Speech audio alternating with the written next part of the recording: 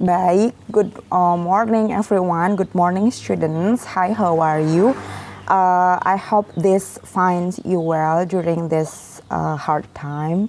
Oke, hari ini kita akan belajar tentang analisis wacana ya, melanjutkan yang sudah didiskusikan di minggu lalu pada saat introduction to course.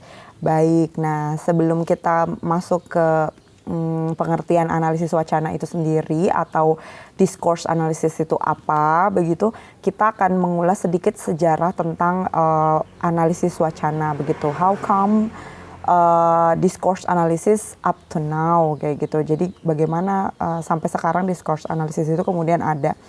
Nah, sedikit cerita dulu sebelum tahun 1930-an itu para pengamat bahasa itu menganut aliran tradisional. Jadi pada saat itu fokus kajian bahasa masih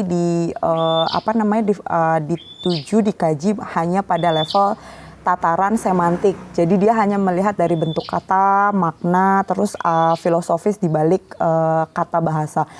Ya, dia sudah berusaha untuk mengkaji grammar waktu itu, tata bahasa, tapi belum sesempurna tahun-tahun setelahnya, begitu. Nah, aliran tradisional ini diantaranya itu adalah salah satu linguisnya atau ilmuannya itu yaitu Plato ya, yang kita kenal.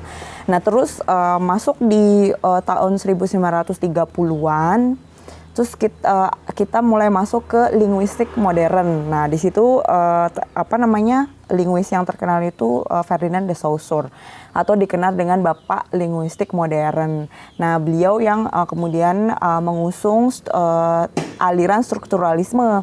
Jadi di aliran ini itu para linguis melihat bagaimana bahasa itu tidak terbebas dari makna dan struktur, begitu. Jadi ada istilahnya ya, ada ciri-ciri atau karakteristik tertentu dari bahasa terlepas dari nilai filosofisnya, kayak gitu. Tapi apakah nilai filosofisnya ditinggalkan? Ya enggak, tetap dibawa dia. Dia sebetulnya kayak kalau setiap ada teori yang baru atau aliran yang baru, sebenarnya bentuk advancement dari aliran-aliran sebelumnya, kayak gitu. Nah, kalau strukturalism ini dia fokusnya itu lebih ke ciri kebahasaan, standar bahasa itu seperti apa, begitu ya. Terus abis itu standar tata bahasa itu seperti apa dan bagaimana ya struktur bahasa, begitu. Nah, terus kita masuk ke tahun 1957-an. Di situ ada aliran generatif transformational. Nah, aliran apa itu generatif transformational? Jadi pada aliran ini memandang kalau ternyata bahasa tuh dinamis, bisa berubah, begitu. Bisa berubah bentuk dari satu bentuk menjadi bentuk yang lain. Nah, ya simpelnya mungkin seperti bagaimana satu kata itu dilahirkan. Misalnya kita lihat balik di part of speech, misalnya kata love. Love itu kan bisa lahir, kita bisa lihat kalau love itu lahir sebagai nomina, tapi ternyata dia berfungsi juga sebagai verba. Kalau kita bilang I love you, love di situ sebagai verba. Tapi kalau misalnya I have love for you, berarti love di situ adalah nomina, kayak gitu. Nah, itu masuknya ke generative transformational. Jadi dia cakupan bahasanya itu lebih luas, begitu. Nah, ini kemudian masuk ke 1980-an. Nah, tahun 1980-an lahirlah discourse analysis. Di discourse analysis ini ternyata kayak gitu ya, bahasa itu tidak melulu dikaji dengan bentuk-bentuk yang sudah diceritakan sebelumnya.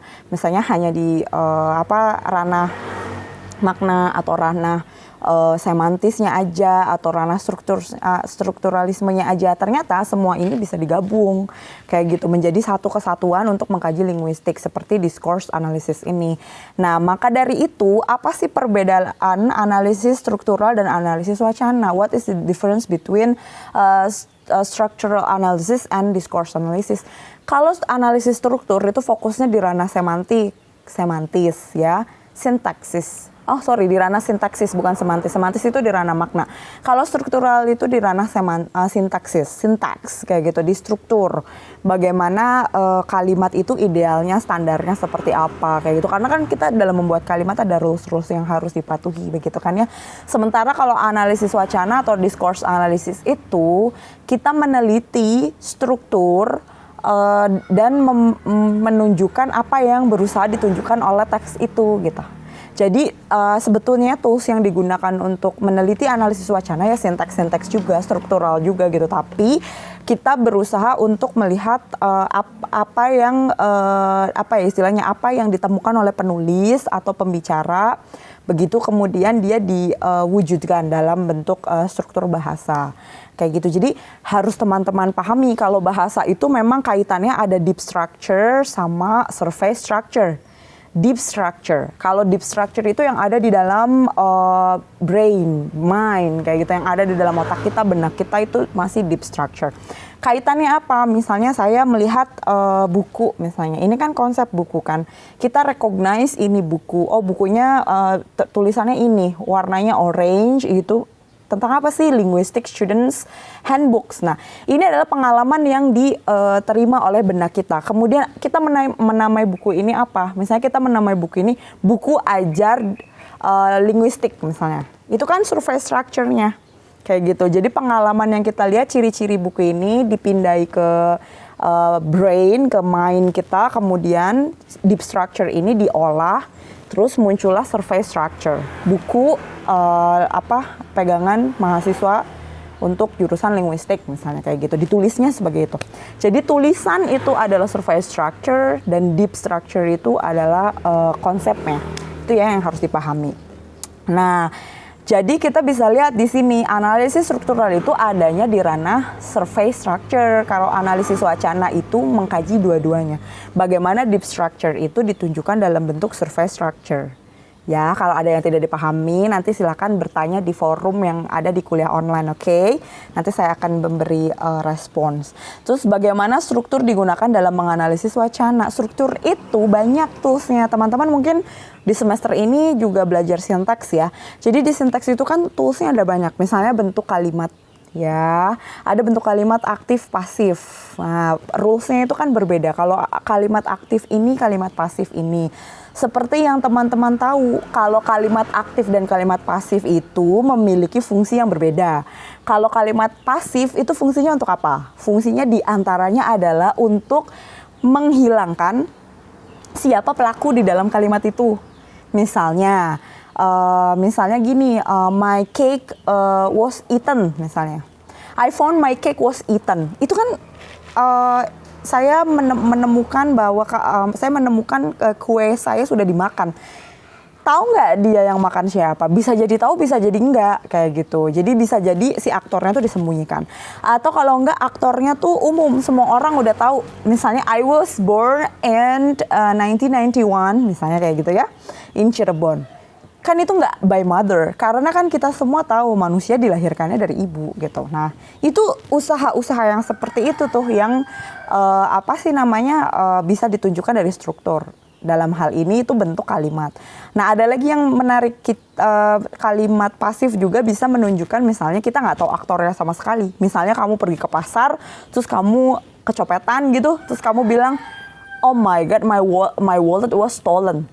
By who? Yang nggak tahu karena kamu kecopetan kayak gitu. Jadi ragam struktur ini bisa mewakili apa purpose-nya, apa tujuannya kayak gitu. Makanya analisis wacana tentu saja karena di dalam wacana tuh pasti ada purpose, pasti ada tujuan begitu ya. Pasti struktur yang digunakan juga berbeda. Nah, struktur di sini juga bisa dianalisis dengan apa? Dengan morfologi. Morfologi itu apa? Morfologi itu kan kaitannya dengan pembentukan kata. Seperti yang teman-teman tahu, kata itu bisa dinominalizations, bisa dibendakan. Ya, dari misalnya dari apply, kata apply, melamar, mengajukan. Apply jadi applied. Applied itu masih verb. Apply itu katanya verb. Applied jadi verb, bisa jadi adjective, bisa applied di situ. Jadi adjective ya. Atau di sini applying, verb juga kan, verb ing. Terus dia jadi aplikatif. Kalau aplikatif jadi apa? Adjective. Kan di situ dia berubah-berubah sifatnya di sini. Nah, itu kalau misalnya nomina apply jadi nomina itu gimana? Jadi applications misalnya di situ. Nah, bentuk-bentuk nominalization itu ada fungsinya kayak gitu. Nanti kita belajar di grammatical cohesions ya di next meeting. Kita lihat fungsinya seperti apa. Well, kita next. Lalu apa sih kajian analisis wacana or discourse analysis is kind of studies in linguistics like what gitu, what we are concerning about. Jadi kita neliti tentang apa gitu, melihat tentang apa. Jadi kajian analisis wacana ini or discourse analysis ini pertama membahas bagaimana pemakai bahasa mencerna apa yang ditulis oleh para penulis dalam buku-buku teks, dalam artikel-artikel, atau memahami apa yang disampaikan penyapa secara lisan dalam percakapan. So in this case, we can either using the data by concerning by spoken or written language. Betul. Jadi kita bisa gunakan either spoken or written language, itu bisa. Nanti kita di pertemuan kedepannya kita akan mencari tahu apa bedanya spoken dan written seperti itu ya. Selanjutnya mengkaji organisasi wacana di tingkat atas kalimat dan klausa. You see di sini. Jadi pembelajar linguistik itu harus memahami ketika ditanya apa unit terkecil di dalam linguistik gitu. Apa unit terbesar tertinggi di dalam linguistik? Kamu harus paham. Kamu harus balik nanya, tunggu kajian apa kayak gitu. Kamu misalnya bilang kalau kajiannya morfologi berarti unit terkecilnya adalah morfem, unit tertingginya adalah kata. Kalau misal kajiannya sintak, unit terkecilnya kata, unit tertingginya adalah kalimat. Kalau unit kajiannya itu adalah discourse analysis, berarti unit terkecilnya itu adalah kalimat, unit tertingginya itu adalah teks. Di situ course, teks, wacana. Jadi harus dipahami di sini. Harus betul-betul dipahami ya, seperti itu. Terus mengkaji satuan-satuan kebahasaan yang lebih besar seperti teks dan percakapan. You see text related to written language, and then kalau percakapan itu lebih ke spoken kayak gitu. Jadi bisa kalau kamu mau meneliti tentang bagaimana bagaimana perbedaan antara sikap bahasanya Pak Jokowi misalnya, presiden kita nih misalnya ya, itu pada saat wawancara langsung dan pada saat pidato misalnya yang prepared speech misalnya, itu perbedaannya akan terlihat atau tidak. Bagaimana gaya bahasa Pak Jokowi ini kalau misalnya tidak dipersiapkan, bagaimana gaya bahasanya Pak Jokowi setelah dipersiapkan, itu bisa dilihat gitu dengan alat-alatnya discourse analysis. Jadi discourse analysis ini punya alatnya itu ada di ranah mikrolinguistik. Nah, sebelum lanjut, mungkin teman-teman di sini sudah belajar general linguistics di semester 2 atau semester 1. Saya tebak ya. Jadi linguistik itu berdasarkan istilahnya skopnya, itu dia dibagi jadi dua, ada mikro, ada makro. Microlinguistics dan macrolinguistics. Nah, kalau microlinguistik ini adalah kajian linguistik, kajian di linguistik yang mengkaji bahasa untuk kepentingan perkembangan bahasa itu sendiri. Jadi artinya di sini adalah bagaimana bahasa itu diteliti untuk perkembangan bahasa itu sendiri gitu. Ada perubahan atau enggak gitu, karena apakah ini mengalami perluasan atau pelemahan, penguatan kayak gitu. Itu adalah microlinguistics. Kajiannya itu diantaranya ada morfologi, ya kan, ada kata-kata kayak misalnya yang lagi hits nih, kata anjing itu kan. Anjing, anjir, anjrit itu kan ya, itu adanya di tataran semantis, itu ada di tataran makna. Bagaimana kata anjing itu mengalami sedikit perubahan makna gitu, atau maknanya justru berubah drastis dari yang hanya representatif dari binatang berkaki 4, suka menjulurkan lidah gitu, ciri-ciri keanjingan begitu ya, terus dikasih nama anjing. Kemudian ini dia berpindah kelasnya mungkin menjadi interjektif itu kan showing what speakers emotions kan, kayak misalnya kamu kalau jatuhan anjir kayak gitu kan, atau kalau misalnya ngeliat cewek cantik kan anjay kayak gitu. Nah, itu kan berarti interjections. Kamu kan nggak direncanain kan kalau misalnya mau ngomong anjir atau anjay kayak gitu. Nah, di situ ada perubahan ya, itu adanya di ranah semantis. Nah, itu kan berarti kata anjir, anjay berubah kayak gitu. Atau misalnya bisa juga kata galau. Kata galau itu dulu di zaman Sultannya Ali Syahbana ya, galau itu betul-betul yang makes people so desperate atau makes someone so desperate kayak gitu. Jadi benar-benar putus asa dengan kata galau ini. Misalnya dia jatuh cinta ke anaknya siapa, begitu ya, dia terpandang gitu, sementara dianya punya status yang berbeda, begitu. Kemudian hubungannya tidak disetujui, kayak gitu kan ya. Terus habis itu mereka nggak bisa bersatu. Akhirnya si perempuannya dinikahkan sama laki-laki lain, begitu. Laki-lakinya desperate, lalu dia bilang galau. Nah ini, galaunya sangat berkualitas ya. Dulu di zamannya Sultan Ali Shahbandar 1970-an I guess, sampai 1990 early kesini ya, saya kurang begitu ngeh. Tapi yang saya jelas itu zaman puisi Indonesia itu. Nah galau itu betul-betul kata yang sangat dalam artinya gitu, dan memiliki makna puitis yang sangat dalam. Tapi let's take a look back to nowadays, kayak sekarang. Kamu mau makan siang aja, teman kamu nawarin bakso atau mie ayam, kamu kan bilang, aduh aing mah galau gitu. Nah, itu berarti kata galaunya mengalami apa? Ada namanya peyoratif.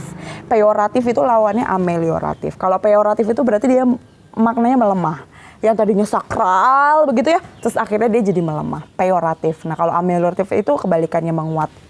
Kayak gitu. Atau misalnya kata kaya raya misalnya.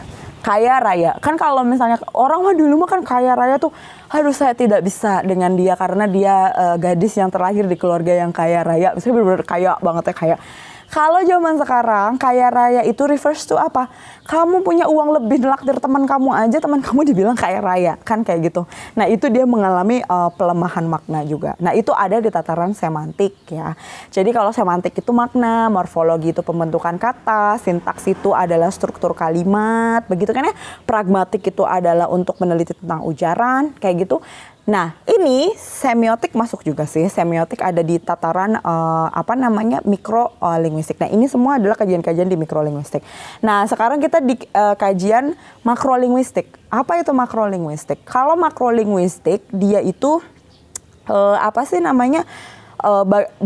bagaimana bahasa itu diteliti, diamati untuk kepentingannya dalam hal kegunaannya di praktik sosial. Jadi kegunaan bahasa digunakan oleh manusia dalam hal interaksi sosial dengan sesamanya, kayak gitu. Nah contohnya ya discourse analysis ini. Analisis wacana ini kan digunakan untuk melihat bagaimana sesuatu yang dialami oleh manusia, didapat oleh manusia gitu ya, pengalaman manusia, dipresentasikan kemudian di dalam teks-teks kayak gitu. Makanya discourse analysis, dengan menggunakan discourse analysis ini kita bisa meneliti karya sastra itu bisa kita. Nah tapi kalau misalnya meneliti karya sastra dengan menggunakan discourse analysis atau tataran linguistik, itu kita biasanya cuma nyampe survei structure-nya aja kayak gitu. Atau bisa deh lebih dalam, misalnya kita ingin melihat apa yang terjadi di sekitar wacana pada saat itu, purpose lebih lanjut, persuasifnya apa sih sebenarnya, itu bisa. Nanti ada di critical discourse analysis. Kalau misalnya lebih dalam daripada itu di luar dari bidang linguistik, biasanya nanti diambil oleh kajian sastra kayak gitu ya.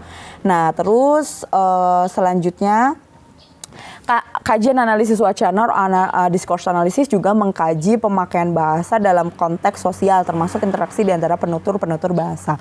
Nah ini juga bisa dilihat, misalnya interaksi di antara penutur-penutur bahasa itu, contohnya adalah misalnya bagaimana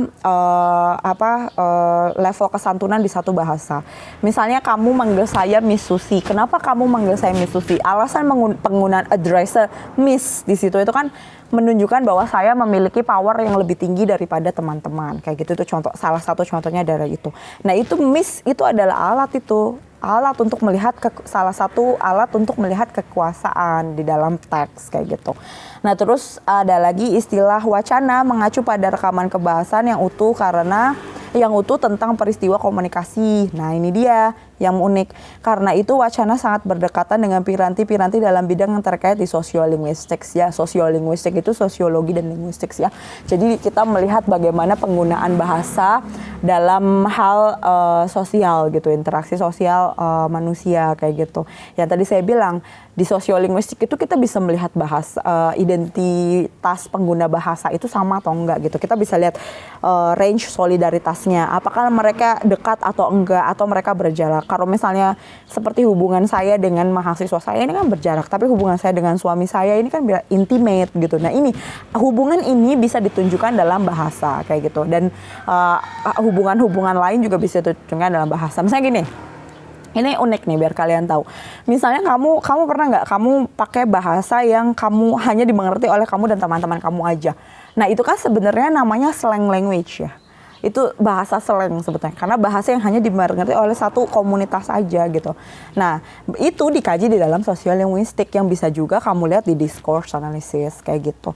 Terus kajian analisis wacana berdekatan dengan pragmatik, iya, untuk kaitan dengan spoken text atau spoken language itu deket banget sama pragmatik ya, karena pragmatik itu keujaran. Oke, next. Jadi apa sih definisi wacana sekarang ya? Definisi. Jadi what is discourse? Apa itu wacana? Wacana itu satuan bahasa terlengkap dalam hierarki gramatikal, merupakan satuan gramatikal tertinggi atau terbesar dengan tataran yang tadi saya sudah sebutkan sebelumnya ya. Wacana ini direalisasikan dalam bentuk karangan yang utuh dan atau yang membawa amanat lengkap. Jadi amanat itu adalah pesan. Yang kita tahu kan kalau misalnya wacana itu kan berbeda-beda. Ada naratif, deskriptif, terus ada apa lagi? Prosedur misalnya kan kayak gitu, recount. Ini kan bentuk-bentuk teks gitu yang tujuannya itu berbeda-beda begitu. Kalau misalnya procedure text itu untuk apa? Dia procedure text itu lebih banyak untuk memberitahu proses, tahapan-tahapan. Sementara kalau naratif itu lebih ke cerita ya, bagaimana dia ada kejadian kemudian diceritakan lagi. Kalau misalnya kaitannya dengan berita, pemberitaan, artikel itu biasanya recount kayak gitu. Terus teks itu ada istilahnya tujuan-tujuan tertentu yang berbeda-beda, yang membuat kemudian jenis-jenis teks itu berbeda. Terus ada wacana adalah rentetan kalimat berkaitan dengan penghubungan proposisi yang satu dengan proposisi yang lain untuk membentuk satu kesatuan. Iya ini. Jadi wacana itu berunut, terhubung, connected between sebelum dan teks sesudah. Contohnya gini, misalnya kapan virus corona itu diberitakan di Indonesia? Kapan yo? Kalau nggak salah around November last year ya. November tahun lalu kalau saya nggak salah ya. Itu kan baru pemberitaannya pengenalan tentang virus corona, di mana virus corona pertama kali menjangkit waktu itu ada di Wuhan ya kan, dijelaskan seperti itu. Nah untuk yang selanjutnya sampai tahap ini adalah bagaimana virus corona kemudian mewabah di Indonesia.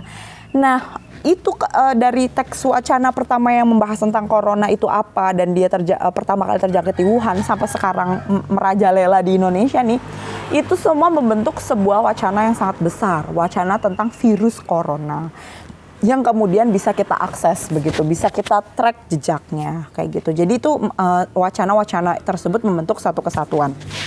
Selanjutnya adalah wacana adalah rekaman kebahasaan yang utuh tentang peristiwa komunikasi. Ya betul yang tadi saya bilang. Jadi misalnya ada komunikasi, misalnya penawaran misalnya antara pembeli dan penjual kayak gitu.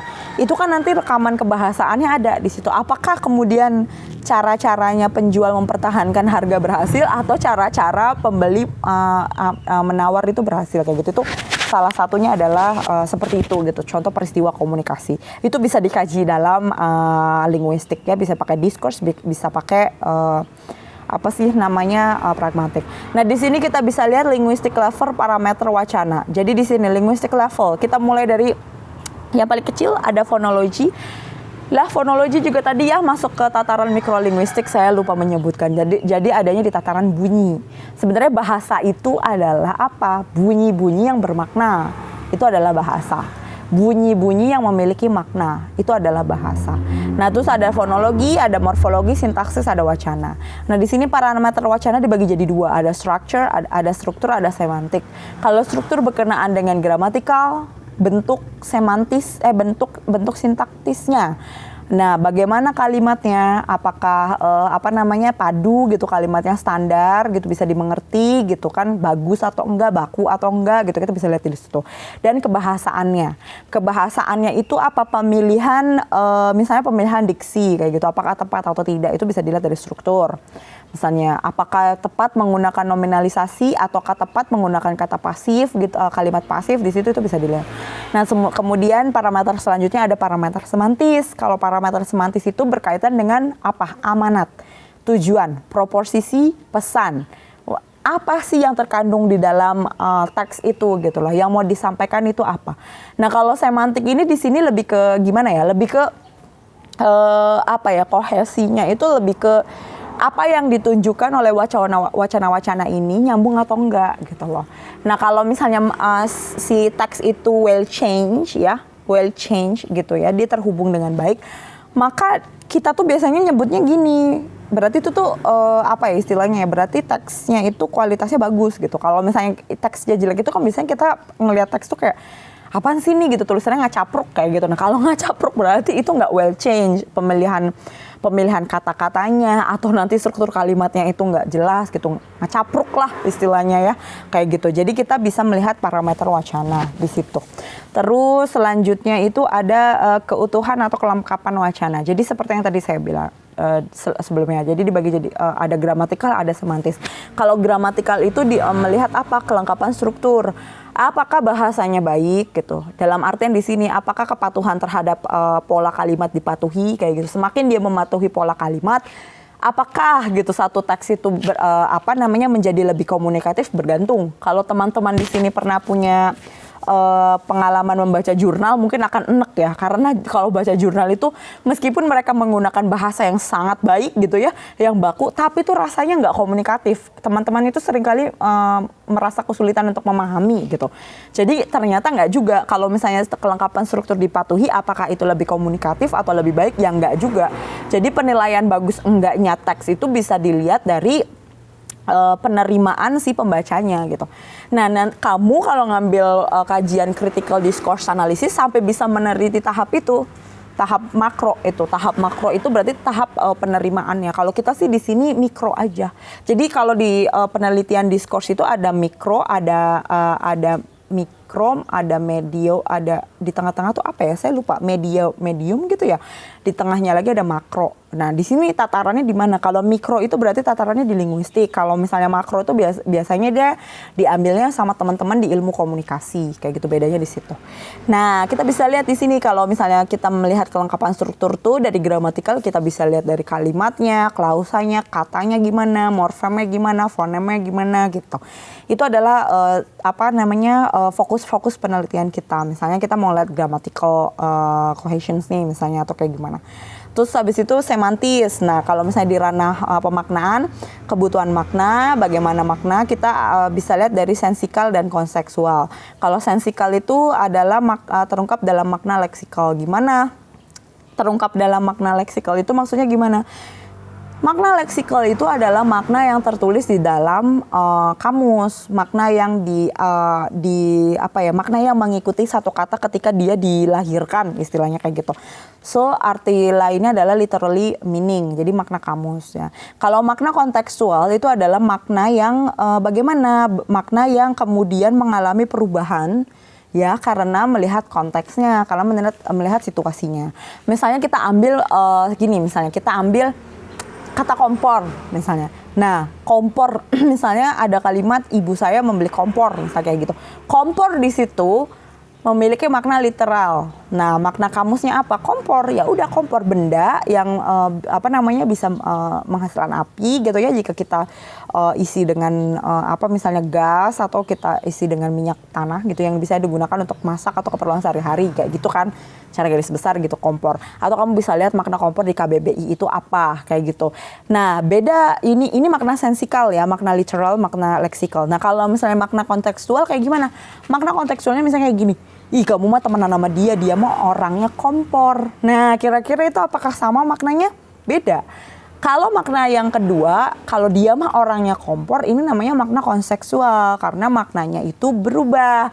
Dia jadi bukan merujuk pada benda, tapi merujuk pada sifatnya kompor. Misalnya kan dia suka manas-manasin, terus kan kalau udah tiba-tiba jadi panas-panas kan kompor bisa meleduk ya. Kayak gitu kan orang yang suka manas-manasin kan suka jadi membuat situasi jadi keruh kan kayak gitu.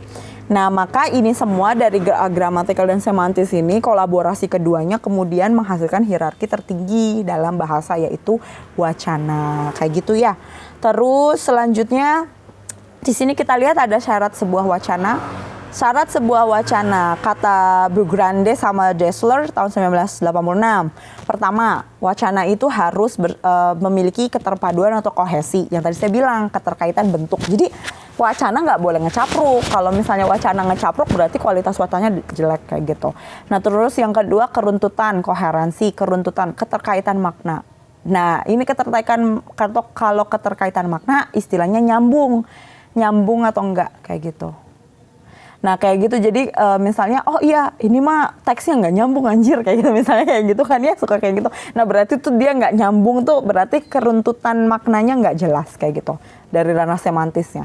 Terus keintensionalan, tadi teks itu kan beragam jenisnya ya, jadi dia memiliki maksud dan tujuan yang berbeda. Terus ada keberterimaan, logis. Nah, teks itu harus logis, harus masuk akal. Keinformatifan, nah pesan yang disampaikannya itu adalah benar, kandungan pesannya itu benar. Terus kesituasionalan, sesuai dengan keadaan atau kondisi. Nah, terus ada ketertekstualan. Nah, ini keterhubungan antara wacana sebelum dan wacana sesudahnya. Saya udah jelaskan tadi ya. Jadi yang masalah corona tadi, wacana corona, kapan wacana corona pertama di Indonesia itu ada, sampai sekarang itu semuanya saling terhubung satu sama lain membentuk wacana yang besar. Nah, ini next, keterpautan struktur. Keterpautan struktur itu namanya kohesi. Nah, kalau misalnya dia strukturnya baik secara gramatikal, maka itu namanya kohesi. Nah, kohesi ini dibagi jadi dua, ada kohesi leksikal dan kohesi gramatikal. Kalau kohesi leksikal itu berkenaan dengan pemaknaan. Yang tadi saya bilang di ranahnya semantis. Kalau leksikal ya ada di makna, nyambung enggak kayak gitu. Kalau gramatikal itu biasanya di structure, lebih ke structure. Kohesi leksikal alatnya ada apa aja? Ada repetisi, ada sinonimi, ada antonim, ada hiponim, ada kolokasi, ada ekuivalensi. Apa aja itu nanti kita bahas di pertemuan selanjutnya. Nah, terus ada gramatikal. Kalau gramatikal yang kayak gimana? Kalau gramatikal itu yang tadi saya bilang structure, itu lebih ke sintaks ya, kayak gitu. Kita misalnya bisa ngelihat atau bisa sintaks, bisa juga morfologi. Misalnya kita bisa lihat di situ ada pronomina, referensi, bagaimana seseorang itu kemudian ditunjukkan dengan cara yang lain. Pronominnya kan kayak gitu ya, kata ganti kayak gitu. Terus substitusi juga kayak gitu kan. Bagaimana sesuatu itu ditampilkan agar tidak berulang kayak gitu kan ya. Seperti apa? Ada elipsis, ada konjungsi. Nah, ini juga nanti akan saya jelaskan pada pertemuan-pertemuan selanjutnya. Seperti itu. Jadi bisa dipahaminya oleh teman-teman semua apa itu diskurs, cakupannya apa, skopnya seperti apa dan bagaimana, ada di mana di dalam bidang linguistik ini, seperti itu. Jadi mudah-mudahan penjelasan saya ini bisa istilahnya bisa dipahami dengan baik begitu oleh teman-teman di rumah. Nah, adapun kalau misalnya teman-teman punya pertanyaan, sekali lagi teman-teman bisa mengajukan ke saya via forum ya. Jadi bisa bertanya lewat forum yang ada di kuliah online. Nanti kita diskusi di sana. Kalian juga bisa bebas berpendapat. Kalau tidak punya pertanyaan, kalian juga bisa mengusung pendapat. Oh, jadi gini dong, Miss. Oh, ini gini dong, Miss. Nggak apa-apa. Jadi kita bisa bertukar pikiran. Okay, so that's all from me today. I'll see you then next week on the next occasions. Assalamualaikum. Bye.